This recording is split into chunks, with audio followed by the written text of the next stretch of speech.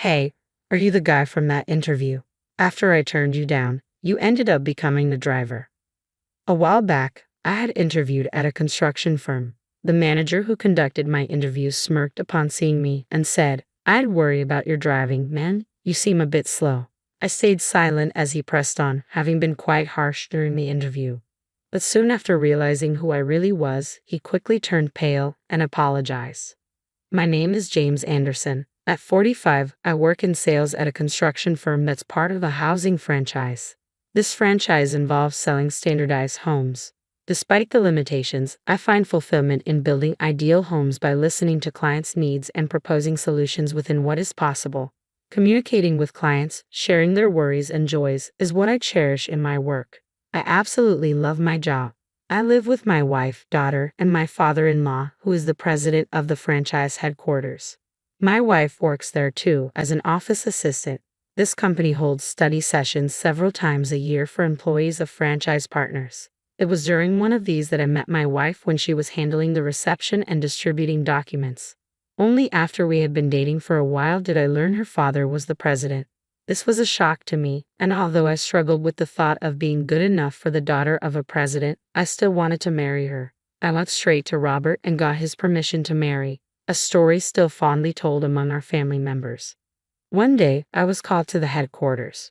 Robert, who had kindly welcomed me years ago when I audaciously asked for his daughter's hand in marriage without an appointment, was now 63 years old.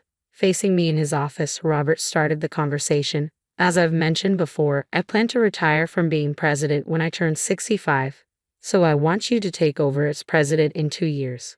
Would you start training as my assistant from now?" This had been discussed before. Robert didn't suggest this just because I was his son-in-law. He liked how I sincerely dealt with every client. Since the president of the construction firm I worked for had agreed to this, I nodded to Robert's words, thinking the day had finally come. "Although I'm inexperienced, I will serve with all my heart," I said. I transitioned from running around on site to learning the ropes of being a president at the headquarters. The job as a presidential assistant was new to me, involving a wide range of tasks. While I got more opportunities to appear in glamorous settings, unlike my sales days at the construction firm, I still felt something was missing. I missed the real voices from the field, like staying late to discuss how to fulfill clients' requests or seeing their joyful faces when looking at their new homes. However, as someone destined to become the next president, I focused on fulfilling my duties as an assistant. One day, I was approached by the head of the customer center for a consultation. It was reported that complaints had been increasing significantly lately for a certain construction firm affiliated with our franchise. The biggest complaint seemed to be that the completed homes were far from what was expected. The manager said that multiple warnings had been issued to the construction firm in the past. However, to no avail, the same kind of complaints kept coming in. A home is often the biggest purchase in a person's life. If people find out that their new home is far from what they envisioned, the disappointment is immense. Moreover, distrust toward the construction firm could eventually extend to the franchise headquarters. Believing that immediate action was necessary, I promptly informed Robert about the situation with the construction firm.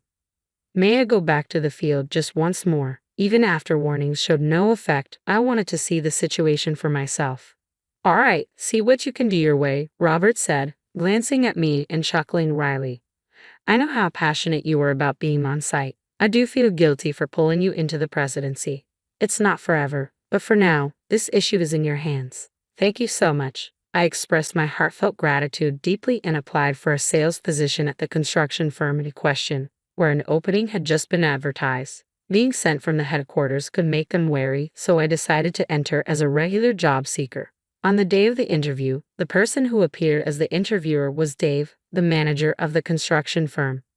I knew some basic information about him from the documents at headquarters. It appears his father is the president of this construction firm, and he's expected to take over as president in a few years.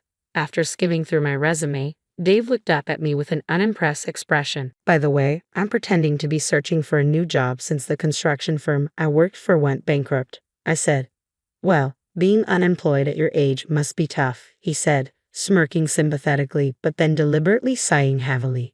"Look, we're part of a franchise, which means there are a lot of restrictions and a whole lot to learn. You're 45, right? Don't you think that's kind of pushing it?" It was clear from his tone that he preferred hiring younger people. I responded seriously, "True, I am 45, but I bring experience that younger folks don't have." "Yeah, that's nice." Dave cut me off, waving his hand dismissively and frowning as if annoyed. "Look, you don't seem to get it, so let me explain." He looked at me as if I were a child who wouldn't listen. "We're a franchise. To make a profit while paying royalties to headquarters, it's more important to secure a number of contracts than to indulge in some client fantasy. Do you get that so far?" His attitude suggested he thought I was completely clueless. "To secure these contracts, we need aggressive sales. Younger, energetic people are simply more practical for us than tired old men. Even someone as slow as you can understand that, right?" Dave smirked and sighed again. Indeed, his argument had some points. How to balance the pros and cons of franchising greatly depends on the mindset of the construction firm and ultimately the business owners. Dave's stance was completely opposite to my client-first approach. I couldn't help but counter him. "Of course, we're not volunteers here. I understand the need to make a profit. But for our clients, a home represents their dreams and hopes. It's crucial that we engage with each one of them." But once again, Dave interrupted me. "What's an unemployed old guy like you talking about? You're pretty cheeky." He had been looking down on me with a smug grin, but the idea of being lectured by a middle-aged, unemployed man seemed to really annoy him, and he glared at me fiercely. "You talk about soft stuff like that, and that's why you're unemployed. You say your company went under, but weren't you actually fired?" He glanced at me, noticing my silence, then eventually returned to grinning smugly. With a smirk back on his face, he pointed his index finger at me and said, "Anyway, complaints like that are for headquarters to deal with, not us. You get it now, right? We don't need old guys here." With that, he made it clear he wanted me gone, abruptly ending the interview. I sighed involuntarily. Until this interview, I had hoped I could somehow help steer the construction firm in a better direction. But with a manager like that, complaints about the firm were unlikely to stop. Disheartened, I called Robert, my father-in-law, and the president to report the outcome. A few days later, back at my job as the presidential assistant, I was driving Robert from a meeting with a business partner as we were about to head back to headquarters. Robert said, "There's a place I'd like to stop by first." "Okay," I replied. Although we had no other appointments outside, we had some time, so I followed his directions and drove to the specified location. It turned out to be the very construction firm we were discussing. Well, it's an honor to have the president of headquarters stop by. As soon as I parked the car, Dave, recognizing it as the company car from headquarters, rushed out and showed a fawning attitude to Robert. But when he noticed me getting out of the driver's seat, his eyes widened slightly before he sneered and addressed me. "If it isn't the old man from that time. Oh, you got turned down by us and became a driver, huh? This guy came to interview at our place a few days ago. Well, he didn't meet our hiring criteria, so I had to turn him down," Dave explained ingratiatingly, looking over at Robert, who was standing by. Then turning back to me with undisguised contempt, he continued, "Hey, if your driving injures the president, I won't let it go, you know. I'm worried because you seem so slow." His loud laughter was the only sound in the awkward pause that followed. But cutting through the tension, Robert finally spoke up. "Hey, you, is that how you speak to the next president?" Dave tilted his head, confused by Robert's words. "Next president? This gentleman is." "Yes, that's right. The man here, James, is my son-in-law. He's currently assisting me as a presidential aide, but he will eventually take over my position." Stunned, Dave muttered, and Robert affirmed with a stern look, "I've known your father for a long time and have held him in high regard, but unfortunately, it seems you don't fit our company philosophy. We'll need to reconsider the franchise contract." Dave's face drained of color as Robert informed him of this. In a panic, he started to make excuses, his smile tinged with flattery. "I apologize for the oversight. If I had known, I would have shown the proper hospitality." "Oh, you're too sly," he stammered, sweating profusely and with a strange smile. Dave turned his awkward charm back on me. However, Robert dismissed his words. "Oh, you didn't know about him. Is that what you're saying? That means you must not have attended any of the headquarters training sessions, am I right?"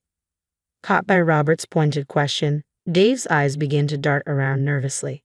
However, Robert persisted in his advances toward him. "If you had attended even one recent training session, you would have known he is the next president." "Oh, well, that is." Dave was rubbing his hands together as he glanced around. At that moment, A car pulled into the parking lot, and an elderly man stepped out with a surprised expression on his face. I recognized him. He was the president of this construction firm. What's going on here? It seemed he had just returned from being out, but when he stumbled upon the scene where Robert, the president of the headquarters with whom he had a personal relationship, his son-in-law, and his own son were apparently having a dispute in the parking lot of his own construction firm, he wore a clear expression of bewilderment. Please come inside, urged by the firm's president. We moved to the reception room where I explained the origin of the complaint and that his son had apparently been missing the training sessions. Upon hearing my explanation, the president turned his gaze sternly toward his son. What's this about? His voice strained with anger and disappointment. His son finally admitted his negligence. I've been busy with work and haven't attended for about 4 months. Like a child caught in a prank, the son hung his head awkwardly as his father, the president, let out a huge sigh and then deeply apologized to us. I truly apologize for my son's disrespectful behavior. Additionally, it seems he hasn't been attending the mandatory training sessions for our franchise partners. What? Really? Upon hearing his father's words, Dave let out a frantic cry. Apparently, he was unaware that attendance was required. Realizing this, the president sternly reprimanded his wayward son. You thought you could slack off because you're going to be president one day? I never taught you to disregard our clients' needs and desires just to make a profit. While saying this with a flushed face, the president apologized again. Truly, this is all my fault for not supervising properly. I think a contract termination is unavoidable. Hearing this, Dave seemed to regret his actions belatedly, lost for words in dismay. The son shrank under his father's reprimand, and the father continued to apologize. Watching the two of them, Robert then slowly began to speak. Hey, please look up. There's no need to change the franchise contract. Dave looked up before his father at Robert's words, but Robert just glanced at him briefly and continued in a lecturing tone. Only if your son steps down from his managerial role and agrees to start over as a regular employee to relearn everything. Understood. Both father and son's voices overlapped. Dave looked at his father as if in disbelief, but his father ignored his look. Thank you very much, he murmured his thanks gruffly. Then the president turned to me. I know it's a lot to ask, but I would really appreciate it if you, James, could help us by becoming our sales manager and turning our company around. Startled by the request, I blinked and then looked at Robert, who nodded as if to say he understood. Responding to that, I gave a nod to Robert and then faced the president again. Yes, I'd be honored to help.